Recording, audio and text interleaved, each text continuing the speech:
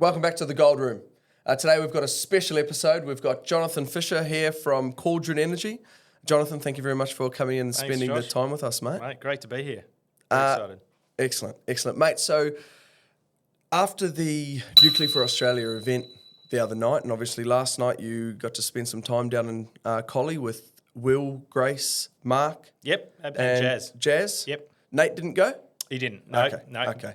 Mate, give me a rundown on a little bit about yourself, right? And then we'll get into the event. Yeah. So look, Perth boy, born and bred. School here, university here, UWA. Started life as an investment banker and moved over to London as that's kind of rite of passage, right?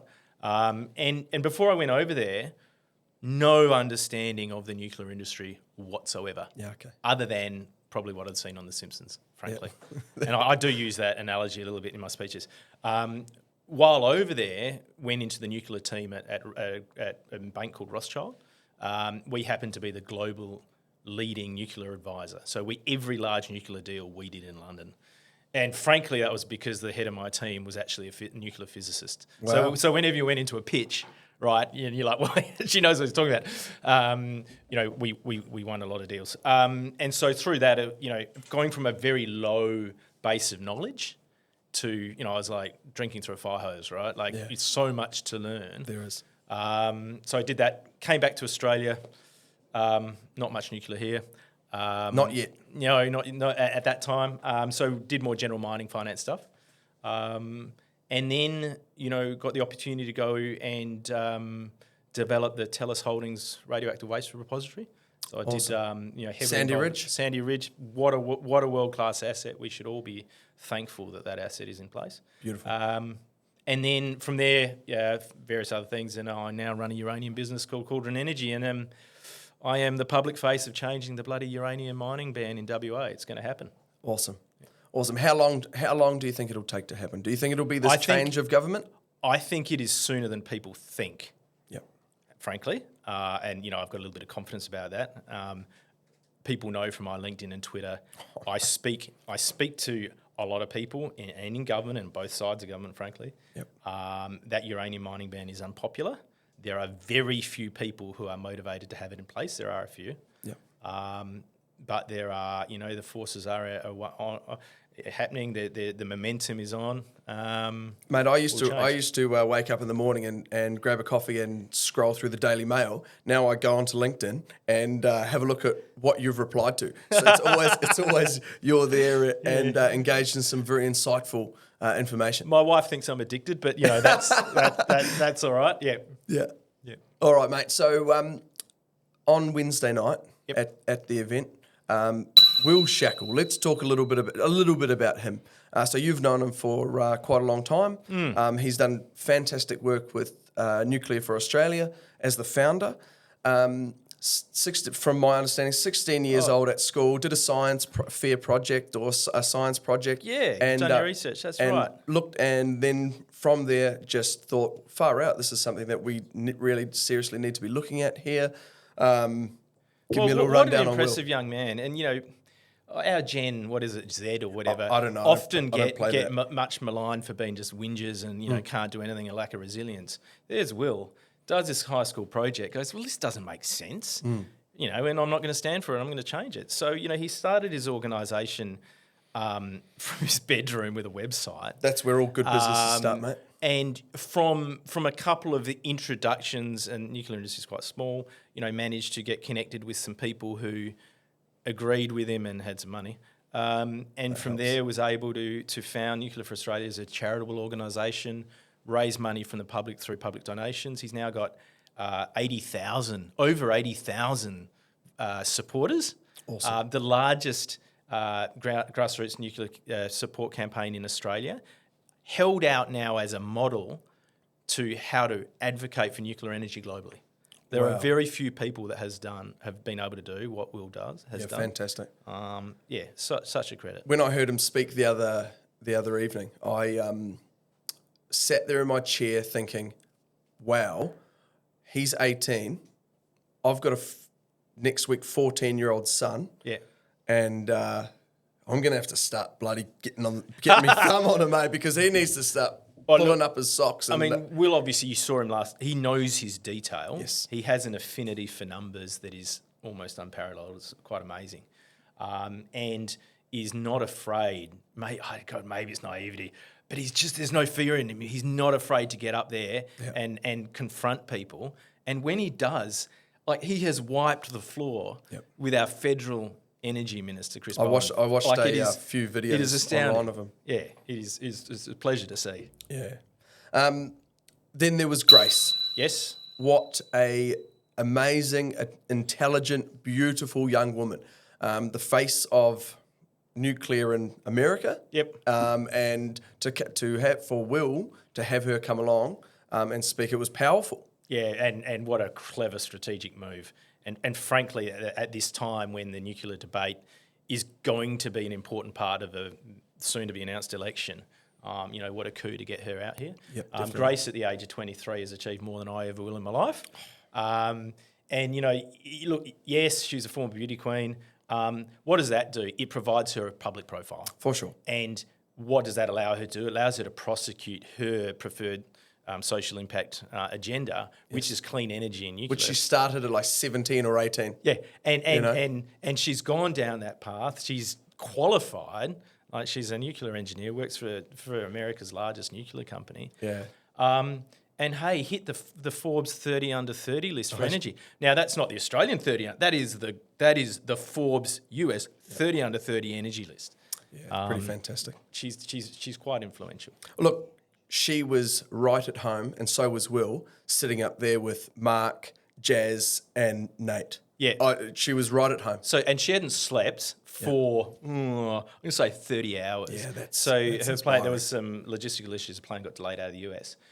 Gets off the plane in Perth, walks straight onto a press conference, and there you have some, frankly, idiotic local reporter trying to get a gotcha moment, saying, well, what can we learn from an American? Oh, right? Now, that's cringe. So who does that? And she's obviously had every question answered 500 different times, right? Yep. Absolutely, knocks the answer out of the park. Yep. And I think some of this this suggestion that, what can we learn? You're just a pretty young lady. That has just been, she's actually performed amazingly well.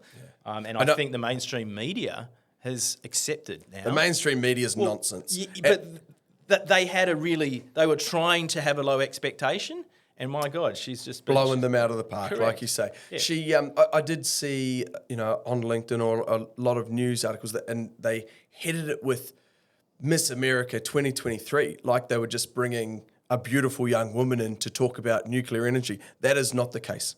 She is super smart. Yep. She was articulate, intelligent, and the beauty goes by the by after that in my book. Yeah. So and then coupled with the rest of the people on the panel. Amazing. So Mark Schnider is what I say about Mark is, unlike the rest of us who are just lucky enough to be born in the bloody best place on earth, Mark has decided to live here. So he's an American who's relatively fresh off the boat. But how many years has he been here? What's fresh off the boat? October. Okay. So pretty recent. But he's part of the AUKUS, growth in the industry. And what is AUKUS? The Australia, UK, US nuclear submarine agreement, where we're going to have US Virginia class subs sitting off the coast of Fremantle in next year. Beautiful, fantastic. And Mark has operated. So I got to introduce him last night, and Colin saying, I am so jealous because he's got to operate the coolest kit in the world, nuclear submarines and nuclear-powered aircraft carriers. Wow. And he was saying last night, not only was he a reactor operator on the sub, he got to frickin' drive it. Wow, that's awesome. Yeah. That's every young boy's dream, mate. And Mark is fresh off the boat, not necessarily understanding or had not been aware of the full political context. He needs to change that to fresh off the sub. Yeah. Use that, Marky.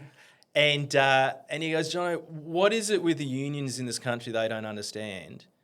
The highest paid union jobs in the world are nuclear jobs. So why don't the unions get all over this? He said in the States they have unions chasing those nuclear workers because they want to include the nuclear workers within their own bargaining arrangements to boost up the salaries for the rest of the power industry workers. Yeah. Nuclear jobs are very high paying. They're very stable. They're very highly sought after. What I'd liked from Mark's brief at times talk was when one of the questions that was asked to him was, how dangerous is it? Yeah. What dangers are you working with?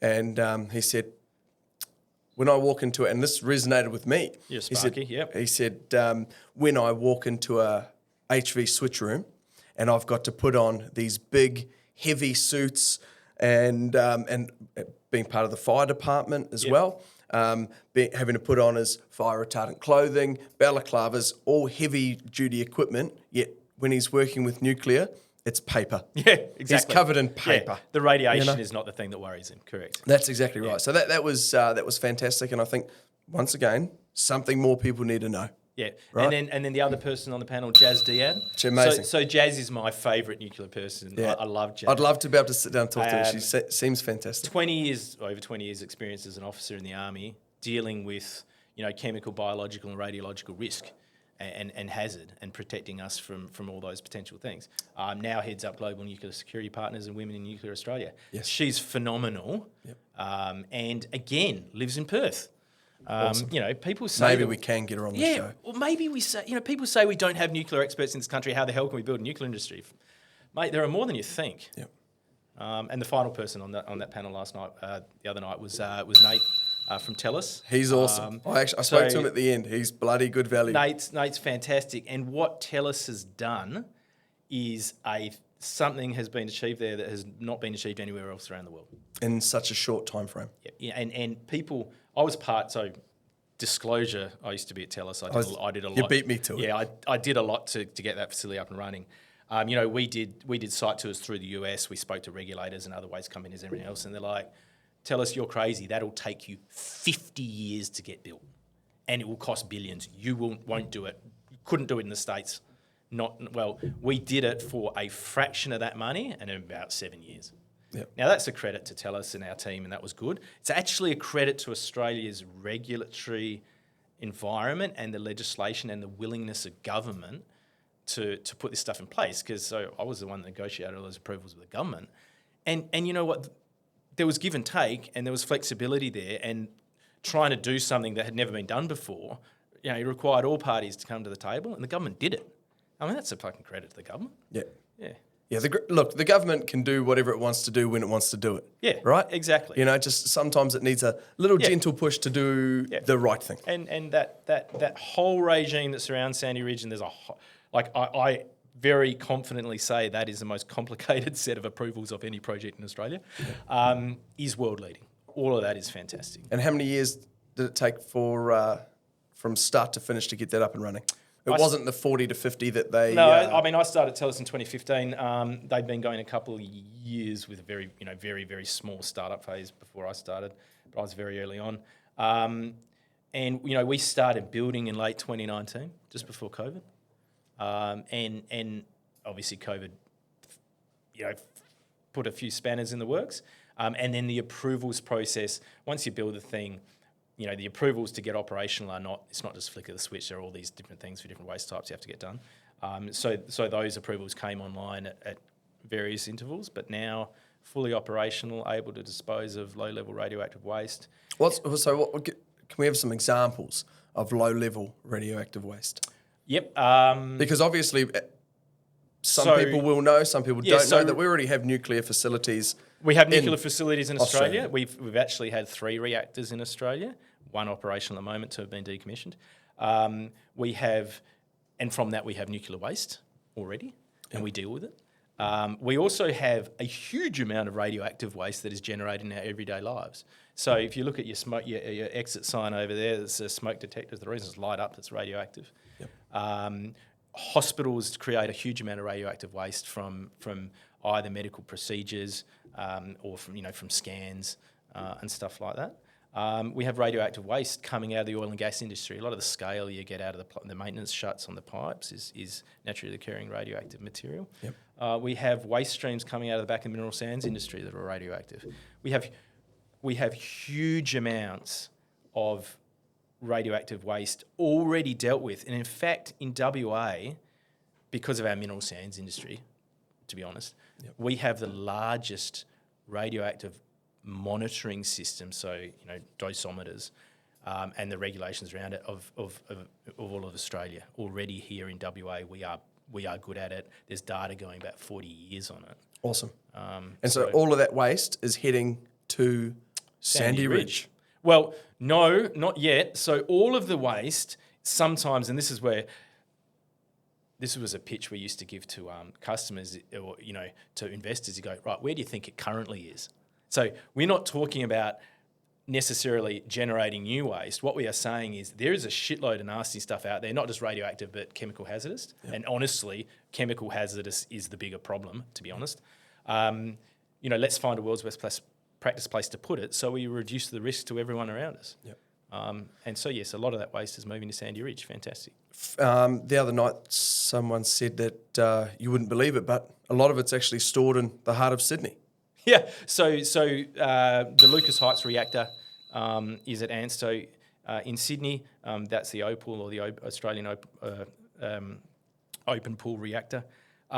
Brilliant reactor, by the way. So our reactor in Australia produces around 25% of the world's supply of something called Mo-99 or molybdenum-99. It's a radioactive isotope used in medicine. Yep. We can produce up to 50% of the world demand. And wow. we're kind of having to manage that at the moment because one of the other large producers is Russia, and no one wants to deal with Russia at the moment. So I like dealing with Russia. You can flex up and down. We are world leaders at nuclear medicine. Yep. And it's right here in Australia. And if anyone of your listeners have ever had cancer, I have. Right. Well, and prostate cancer for men especially. Right. You are alive today because of Ansto. I mean, it's bloody brilliant. Yeah. So, yes, we have some waste that is sitting in a warehouse there. Curiously, and, I know we don't want to get into politics. Curiously, so that is on federal land because ANSTO is a federal institution. Curiously, while Tellus is taking radioactive waste from many state organisations, which are, hospitals, they're state-based, their health system is a state-based thing. The federal government will not send ANSTO's waste to Tellus. What they want to do, and they've been trying to do for 50 years, is build a federal waste repository and put it there. Why? My opinion, disclaimer, right? Because our federal government at the moment, this Labor, cannot say that the waste problem can be solved by an already operating facility. Because if it does, that they lose one of their arguments against nuclear energy. For sure. So they're going, no, we're going to spend, instead of, the budget to build the federal thing, let alone being a 50-year process, billions of dollars, right?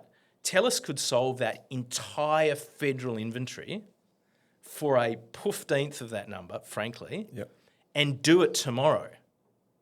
And so actually, what I expect Mr. Dutton may do if he were to win the next election. He will. And obviously, he wants to implement nuclear energy, but you know what? That's going to take a whole lot of time because he's got to get legislation through the government. How long will that take? Depends if Labor rolls on it or the Greens or anyone supports it, because otherwise he needs Senate control.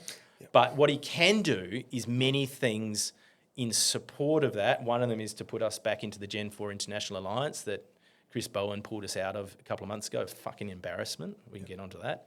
The second thing you can do is put uranium on the critical minerals list. You can do that with a flick of a pen. The third thing you could do is solve the radioactive waste issue in Australia by just sending it to an already existing facility. And you could do that and say, hey, Labor was going to spend billions on this. I just did it for X. I won't tell you what X is, but it's a lot lower number. Yep. And I can do it tomorrow. What about the government taking a Qantas approach to assisting a private company? You mean sort of some sort of ownership? Who knows? Yeah, who knows? So because if they're talking about doing it all again, that seems like shitty politics. So it is shitty politics. There is one aspect of government policy suggests that the federal waste must be contained on what's called the future defence estate. So that is land either currently owned by the Defence Department or owned by the Defence Department in the future. Yep. Tellus is a private company that operates on Crown land, but that's WA Crown land. That's not part of the Defence estate. Can you solve that issue? Yes, you could say, okay, Defence Department, here, have this bit of our facility over here or something. Then they're working together, which I think it's entirely achievable. That's what needs to happen. It's more and entirely more working together for the greater good. It's so basic and get simple. the politics out the freaking door. Oh, speaking more on waste, something else I took from the conference was Grace actually mentioned this, that she said how I think it was, I can't remember what site it was for, but it was all the waste for one, I think it was one nuclear. No, so what she said at that event was America, which is an extraordinarily large power market, Yes. for the last 60 years has received 20% of that entire grid has got its power from nuclear energy. Yes. How much waste do you think that's produced? One extremely large Walmart store. Yeah, so basically a Walmart store is like a supersized Bunnings. Yep. You know, one of those big-ass Bunnings, you know, big one. Yep. But that's the amount of waste fits in there for 20% of the entire grid for 60 years. 60 years, that's right. Phenomenal. Yeah, that's crazy. Phenomenal. Now, So it's not just waste management centre there. It's all put into, or is it? no. So multiple. in the US, there are 2 facilities owned that are radioactive disposal sites for low levels, similar to Sandy Ridge. Okay. But what she was talking about was the higher level wastes, which are currently what's called dry stored on site. So they're put in these monstrously strong and large concrete containers, and dry stored next to the reactor. Now, you can dispose of high level wastes in deep geological repositories, and it's, in fact, that's something that we may do with future submarine waste down the track. However, anyone in the nuclear industry doesn't call it nuclear waste, they'll call it spent nuclear fuel because, and again, the industry's got to get so much better at its PR. The industry can reprocess. So they can take spent nuclear fuel, they can take out the nastier bits of that, the plutonium and the other uranium oxides, and they call it reprocessing. What is it? It's recycling. So I'm saying the industry, call it recycling because everyone likes recycling. Yep. So like for the very small amount of waste that we have in Australia at the moment, the high level waste out of our reactors, we send it to France. France recycles it. They take out the tiny bit of plutonium that we produce. They put it into what's called MOX, which is called mixed oxide fuel. And France can then take that MOX and put it back into its reactors. Wow. So about spent nuclear fuel still contains about 90% of the energy, and you can recycle that. Fantastic. And so is it waste? It's not waste. It's spent nuclear fuel. And then the tiny bit that's left over, you can then dispose of that tiny bit, or you can whack it in what's called a breeder reactor and burn it again. Yep. You know, it's amazing. The mining industry has, and it was, I think it was Mark who mentioned this from memory, that the mining industry has a heap of chemical waste. Massive. Lead nitrates, a heap of acids, Yep. cyanide's a great one, but arsenic. Yes, for sure. Cyanide, when exposed to UV, decompose, yep. exactly. So it breaks down. So Some others don't. Yep. Some others don't. Lead nitrates that are just Yep. leaching Yep. into the earth. Yep. So I think if you've got a business that is actively out there doing the right thing and saying, "Oh, hey, look," I don't think you can say you can't do this when you're already doing that. And you've got a facility there that's doing the right thing and making sure. So this is really interesting you brought this up, right?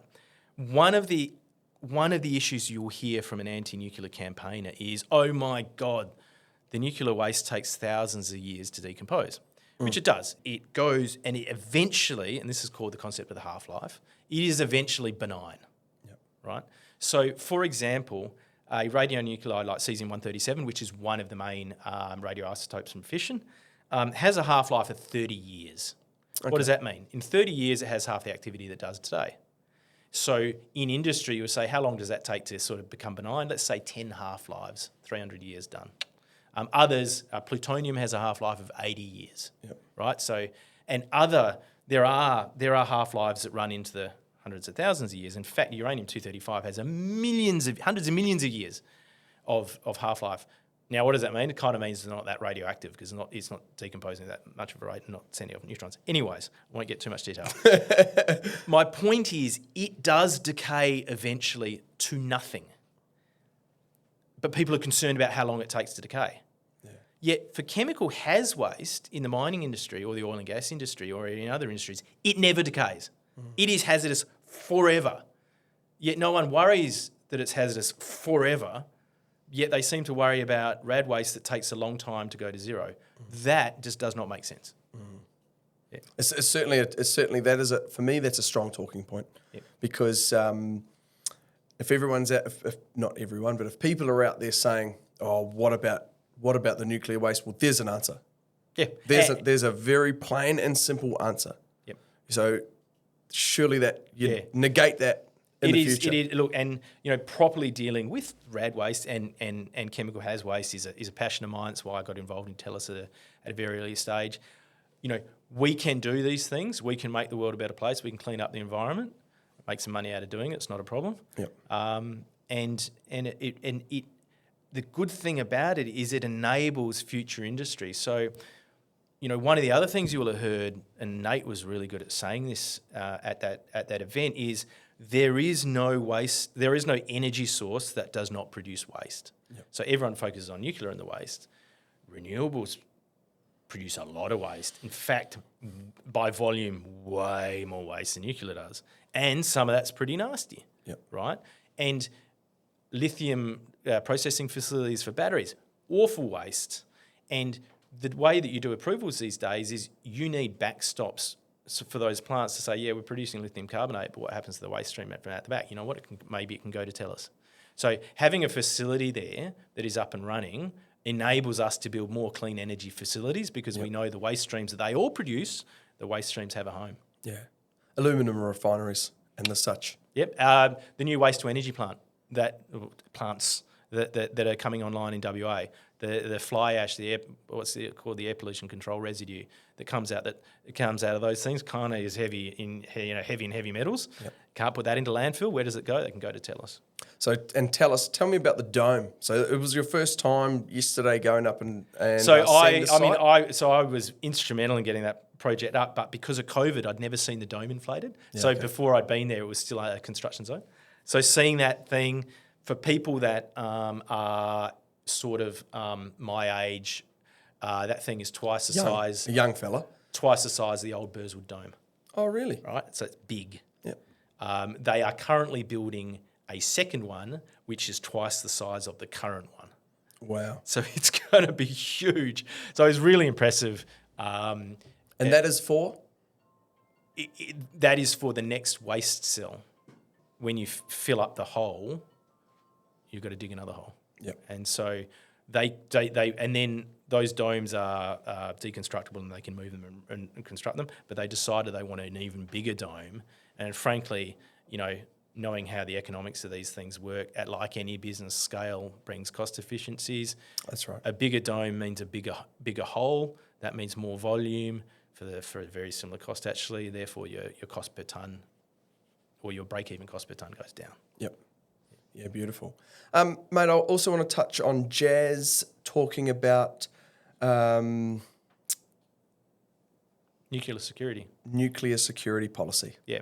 Yeah. So there's a couple of things. Thank you for that. There's a couple of things to unpack on that, and that. So as a military officer, that was Jazz's bag, right? Is biological, chemical, and radioactive threats. So from security policy and how does nuclear impact that, she did say two things. One is energy security.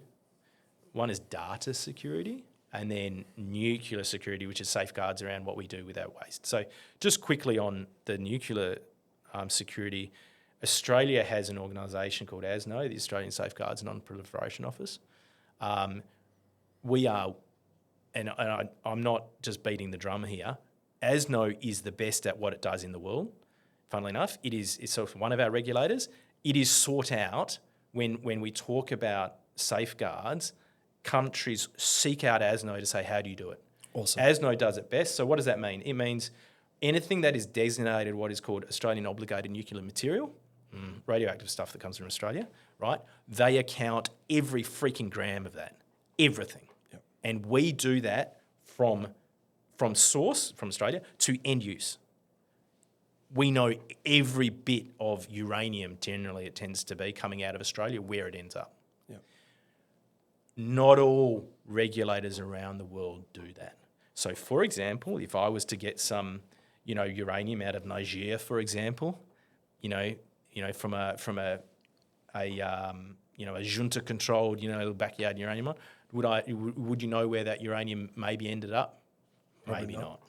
Was there a lost up north on some highway heading up north couple of years ago? Yeah. Maybe there was a truck and then people were out with Geiger counters and they were searching the area. What happened there? So there was something called a disused radioactive source. So that is something that's the size of your fingernail. Yeah, I remember that. And that goes into instrumentation, and that is used in all sorts of mineral processing and non-destructive testing. So, like, for example, how do you test a weld on for pipe NDT. work? Right, NDT, that's got a rad source in it. Yep. So they were transporting one of those back. Also flow meters on All sorts of things, right? There's So they were transporting one back to site. There was some issue. The thing fell off. Yep. Now, one of the things Jazz said is, as a security expert, I don't worry about radiation. I'll get to that. I worry about things that I cannot see, smell, or detect. That's what she said. And viruses, for one, she said. And chemical. Chemical is tricky because there's such a broad range of chemical pathogens and everything else. You've to get test work done, you've got to go back to the lab and it takes weeks to get stuff done. Yep. Rad is different. Get a Geiger counter, go out there, and you kind of can very quickly detect what you're exposed to. So with your dosimeter, and find anything that is giving off radiation. Yep. So all they did. How do they find it? That's no, needle in a haystack. It's not. Right? So Really? this is the benefit, right? The plan kicked into place. So we got I'm part of I sit on the Uranium Forum for the Minerals Council. We had a presentation from ASNO, our safeguards operator, how and they're like, because everyone's like, oh, this is a big news story. And they're like, no, this is standard procedure. We train for this all the time. The systems kicked in. This is what we did. Followed process, found it. We were always going to find it. Yep. People say it's needle in the haystack. No. Okay. I remember seeing the news article, I thought, and it made worldwide news, mate. It was on CNN. It was bizarre. Yeah. I've driven from Perth all the way up to up north, and that's a huge, long stretch of country. Yeah. And so I thought, how the heck are they going to bloody find that? Yeah. But obviously, when there's processes in place, safeguards in place, that should a radiation hotspot that shouldn't be there. You're like, oh well, probably there. Okay. Yeah. Beautiful. Mate, let's talk about, we've gone over everybody from the event. I want to talk about uranium mining in WA. Yeah. So what happened? When did they, so it was Mark McGowan put the kibosh on it in 2017. Reversing a previous Liberal policy that allowed mining. So this is not a ban that's been in a long time. Now, he did that at a time McGowan was a shrewd politician. He did that very cleverly. So, he did it at a time when there was no economic cost to this policy because at the time the uranium price was low. Post-Fukushima, I can go into the reason why. So no one was going to build a mine. So there were no job lost, no revenue lost because that wasn't going to happen.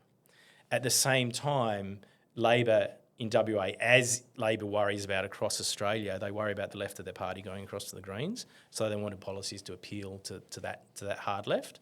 And at that time, he banned the export of gas from WA, onshore gas from WA, and he banned uranium mining. That has never been a popular ban with the masses. I spend a lot of time talking to a lot of people in WA, in government and bureaucracies and even unions and everything else. We're going to change that, and as we should, because Australia has the largest reserves of uranium in the world. Yes. We do export some of it out of South Australia. So we export about 5,000 tonnes a year at the moment. Now, that's insignificant. Yeah, so we're the fourth largest producer of uranium globally out of South Australia. The impact that our uranium exports currently have is that if you assume that, hey, we sell uranium to someone and they can put it in their reactor and create green energy instead of burning coal, our 5,000 tonnes will offset or avoid about 200 million tonnes of carbon emissions a year, right?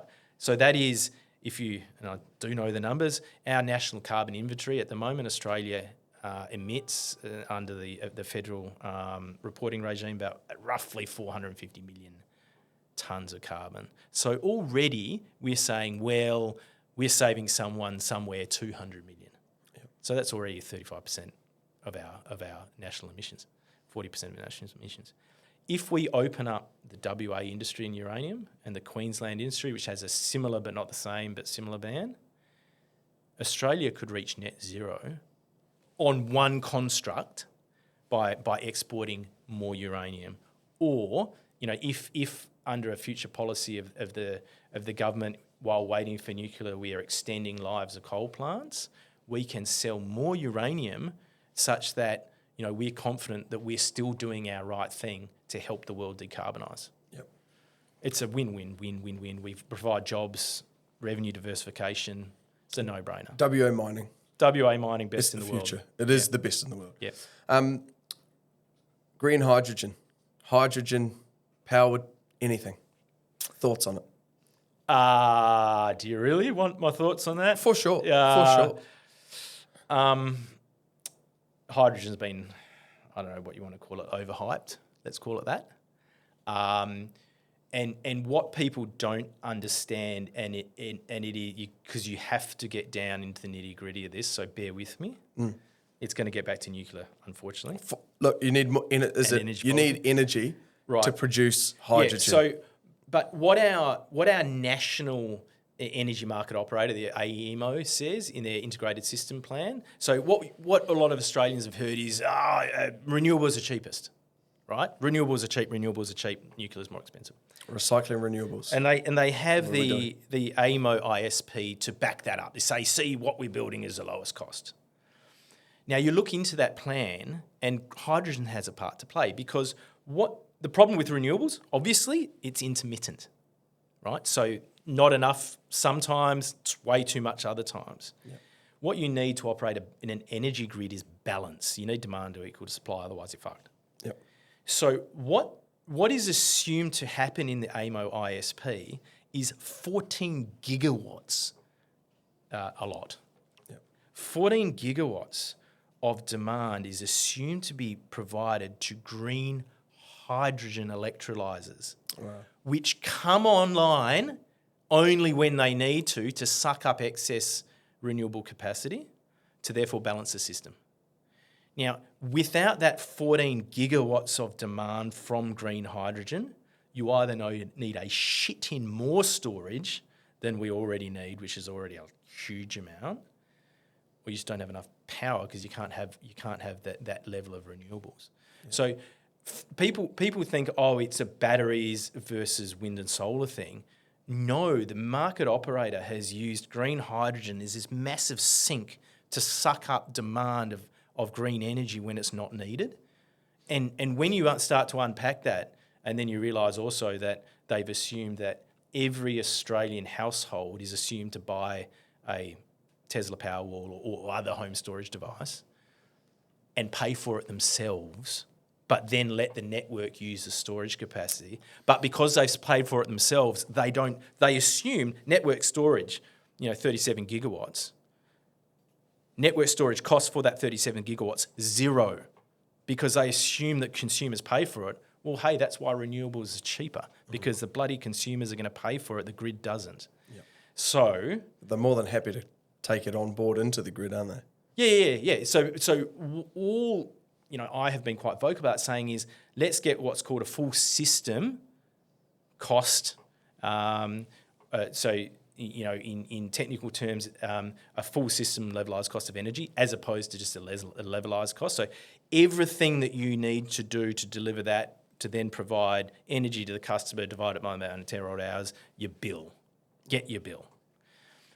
The AIMO ISP and the other model called the Gen Cost cannot do that because they assume Gen cost is the generation cost. It's a model that estimates generation costs for investors into the generation industry. Look, it does include transmission and other things, but it is aimed at generation investors, not consumers. Okay. So, all those things we need to model, and they haven't been modelled. And that is why, so the models take what's favourable for renewables, leave out a whole lot of shit and say, yeah, well, that bit of the system's cheaper. So anyone that is arguing for nuclear says, yeah, that kind of makes sense, but let's do a whole system model and see what does come out at the end, because others have done it for grids overseas. And for example, there's just been a report done for the California grid. And what it shows is that a California grid and the California grid is interesting because it's very high penetration renewables, kind of like what we want to get to in Australia. A California grid with nuclear is cheaper than a California grid without nuclear. So without it at the moment, it's an extra $100 per month, I believe. I think that's what it was, an extra $100 per bill is what they said the other night. Yeah, there are numbers that fly all around. And, what Labor will say was Dutton's nuclear plan will cost you an extra $1,200 a year. Maybe that's $100 a month. But we don't count the thousands of dollars that you have to spend on your own battery because that's you buying it for us, but we don't count that kind of thing. Yeah. Sorry, You're right. The libs will come out with saying the Australian government's $500 billion black hole in green energy because we've costed all these bits of the system that they don't, and that's $500 billion. Yeah. So everyone has numbers to suit themselves. Oh, for sure. Yeah, for sure. Mate, is there anything else you'd like to talk about? Look, I mean, I am. So I run a uranium company in WA, right? I am motivated to change the policy, but I do that work not only for my company but for the industry, and I think it's the right thing to do because I worry that WA is the best place on earth. Yeah, right? I believe it. Highest living standards in Australia, right? Off the back of our mining industry, we've got nickel, unfortunately, in decline, long-term decline. It's going to be tricky. Yep. Lithium trading sideways. The iron ore gravy train is slowing down. I'm not going to say it's going to end, it's slowing down.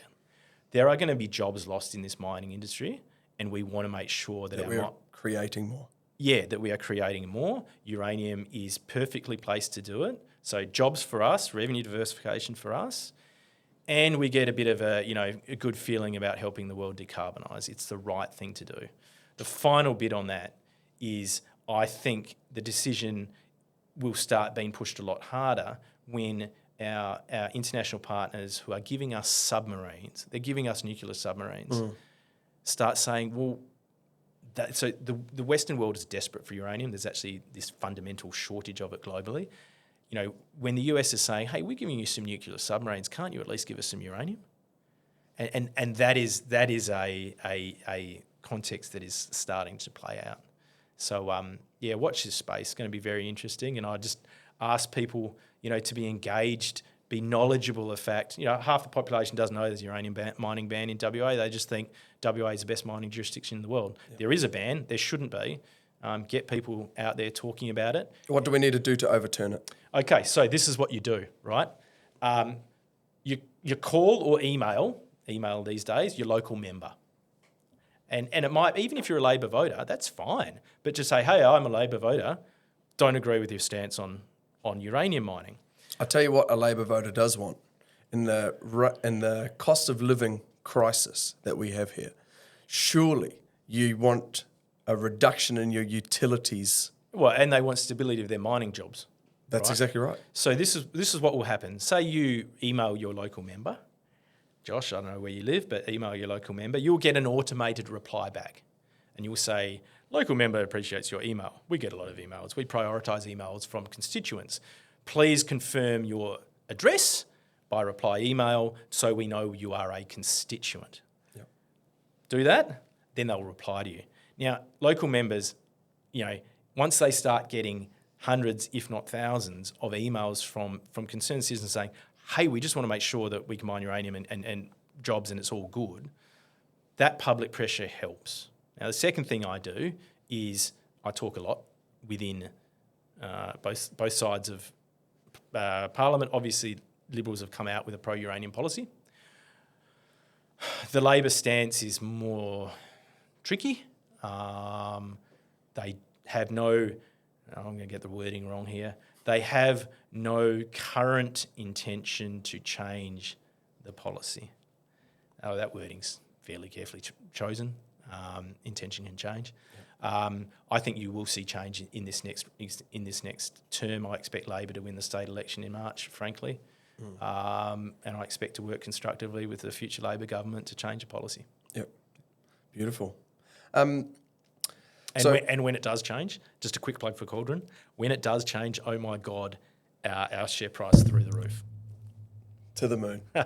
Beautiful, exactly. Mate. So you fly back to Sydney today? Very soon. Oh, are you not going to the Brisbane event? I am not doing Brisbane. Okay. No, like I've still got a business to run, right? So, sure.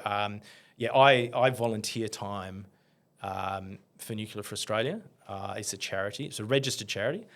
So I volunteer my time. I'm well aware I probably don't do enough community and charitable things. So I do as much as I can for Nuclear for Australia, but still got to run a business. So they're doing a lap of the map of Australia, Brisbane tonight. Brisbane tonight, yeah. Melbourne tomorrow night. Adelaide sometime. And Sydney on Thursday. Sydney's the last one, and that's going to be the largest. In Canberra. There's actually... That's what I was going to say. Grace is actually going to speak to Parliament. Isn't that the case? So she's going to Canberra to Parliament House to a event that is being organised. Now, it's going to be bloody interesting to see how that goes, who turns up, et cetera, et cetera. Is she talking to Parliament? No, she's not going to Chamber and speaking to Parliament. But no, she is at Parliament House. Okay. Absolutely. Yep. So exciting times. Good luck to her. Yeah, fantastic. And thank you. Thank you, Grace, for doing that. Oh, and I fear the person that tries to tries the smart one on her. She would take you down. Yep. Yeah, very smart. Yep. Very smart. Anyway, mate. Great chat. Mate, it's been awesome. I've learned so much. Thank you very much. Let's do it again. We will, and I'm definitely, as I said to you earlier, we're going to get you back because I want to know more about Cauldron Energy. Yep. And obviously... I can talk about that all day too. Beautiful, so mate. Fantastic. Beautiful. Well, everyone, thanks very much once again for tuning into this episode. We're going to rush this one out. Don't forget, like, subscribe, and comment.